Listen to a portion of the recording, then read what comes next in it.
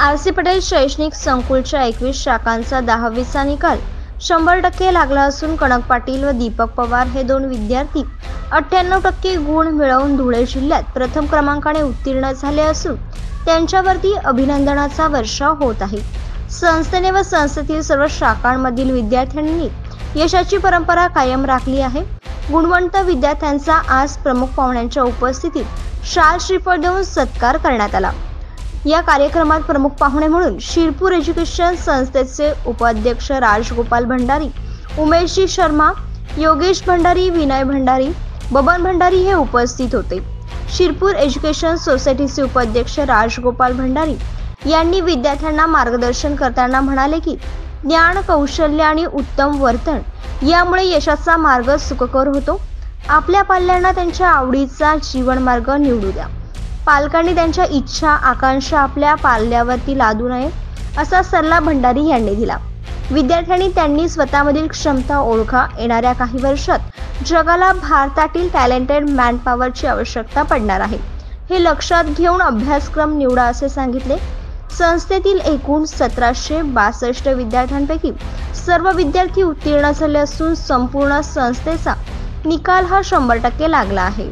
यात सुमारे 814 विद्यार्थ्यांनी 90% पेक्षा जास्त गुण प्राप्त केले असून उर्वरित सर्व विद्यार्थी विशेष प्रावीण्यासह उत्तीर्ण झाले आहेत। सर्व यशस्वी व उत्तीर्ण विद्यार्थ्यांचे शिरपूर एज्युकेशन सोसायटीचे अध्यक्ष, माजी मंत्री आमदार अमरीशभाई पटेल, कार्याध्यक्ष भूपेशभाई पटेल, उद्योगपती चिंतनभाई पटेल, उपाध्यक्ष Rajgopal Bhandari, CEO doctor Umesh Sharma, academic in charge PV Patil, सर्व प्राचार्य, शिक्षक, पालक यांनी कौतुक केले। यामागे माझ्या आर.सी. पटेल संस्था व CEO डॉ उमेश शर्माजी व राजगोपाल भंडार सरजी व मुख्याध्यापक PR साळुंके सर व शिक्षक बंधू व माझे पालक यांचा मोठा सहभाग होता।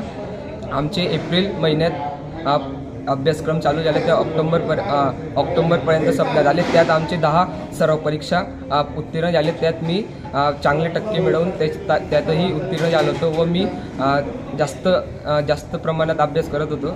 मी जास्तीत जास्त 6 तास अभ्यास करायचो। धन्यवाद। आणि भूपेशभाई यांच्या नेतृत्वाखाली शिरपूर एज्युकेशन सोसायटीचे अतिशय भयंकर अशी घोडदौड सुरू आहे।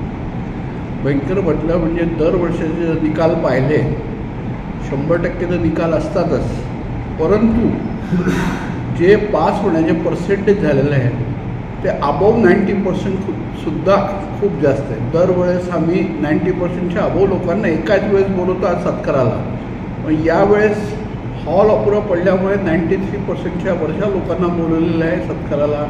90%च्या सेकंड बॅचमध्ये त्यांना बोलवणार आहोत। खरं म्हणजे आमच्या शिक्षकांनी, आमच्या कर्मचाऱ्यांनी, आमच्या ऑफिसर लोकांनी ही जी सगळी मेहनत केली त्यामुळे हे सगळं शक्य झालेलं आहे। आणि एक शिरपूरचं वातावरण एक एज्युकेशन हब तयार केलेलं आहे।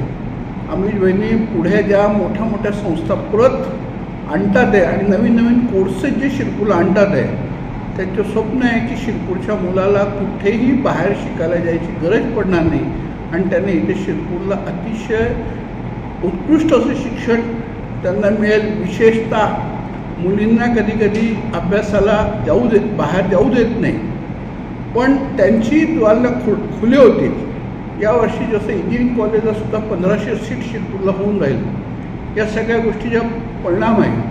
आणि जर सरकारने डिक्लेअर केल्याप्रमाणे जर मुलींना उच्च शिक्षण फ्री दिलं तर निश्चितच या संख्येत खूप मोठी वाढ होईल।